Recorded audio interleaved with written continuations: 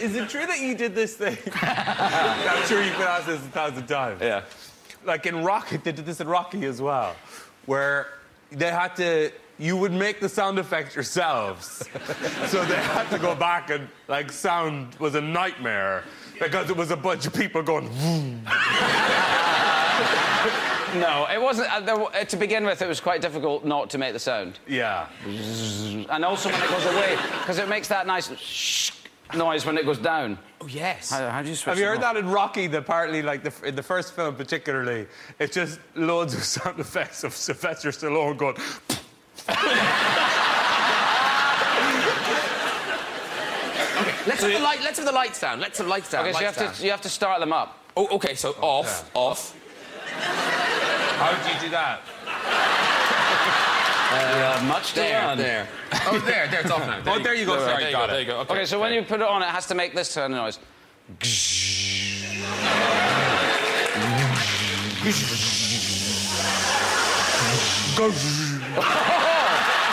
Nice.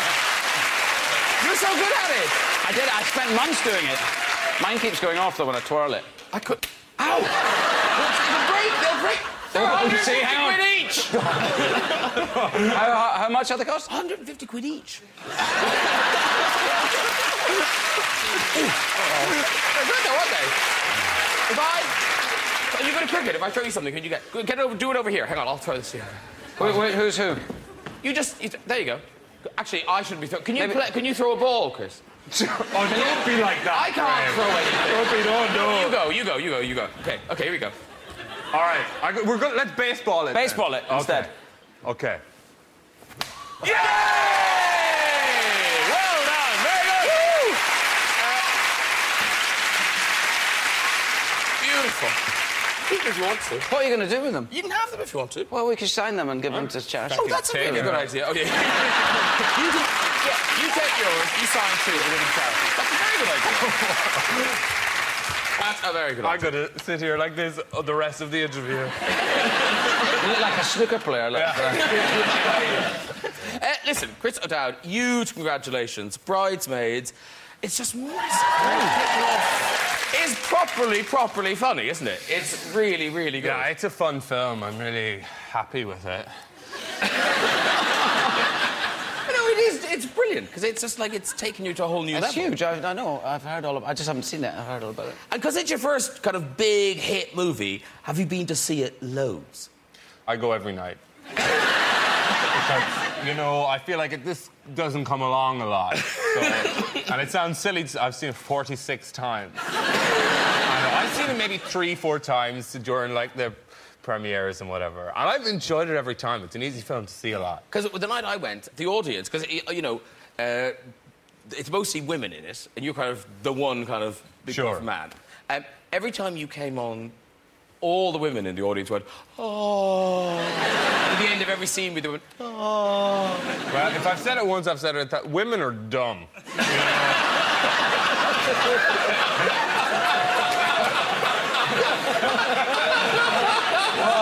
Bunch of bloody idiots.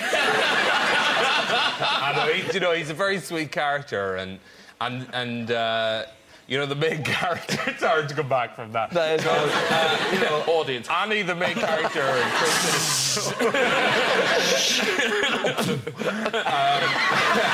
she's so lovable, you know, and everybody wants her to be happy so much. It's more about. It's very obvious that my character can probably make her happy more than the other guy. Because particularly in America, do you get kind of women coming up just to hug you in the street and things now? More than that. No, you know, there's been a lot of that kind of stuff, and I'm in a very happy relationship, so I'm just so happy that she's been so open to me being, like, so sexual. Well, no, like, there's been a lot of... He's the kind of character, it's not even like women... They want me to be the godfather to their children, rather than get down and naughty. But for your girlfriend, it must be really annoying that now all these women think you're so lovely. I think that she likes it. Oh, does she? Yeah, I think that she likes the idea of anybody finding me attractive as even, you know, in some way kind of justifies her own decision. doesn't feel so alone. Yeah, I think that maybe when we got together at the start, a lot of people were like, really? And this has helped. All right, we've got a clip of you in the movie, and it's you and Kristen Wiig, and the wedding planning is not going well. All right. And you're the cop trying to cheer her up. Yeah, that sounds rough. It's gonna get better, right? I wouldn't have thought so. You know, my sister was a maid of honor at our cousin's wedding, and she found it so stressful, her hair started falling out. That's terrible. Yeah. It grew back, but it's pretty gross. Planning a wedding should be fun. You know what? If I ever had a wedding, I'd want everybody to be stress-free, you know? I'd like it to be like a carnival.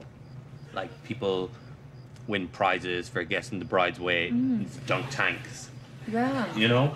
Mm-hmm. You could have elephants, and the bride and groom can walk on a little tightrope. Okay, what you're talking about there, that's a circus wedding. You missed it. Brilliant.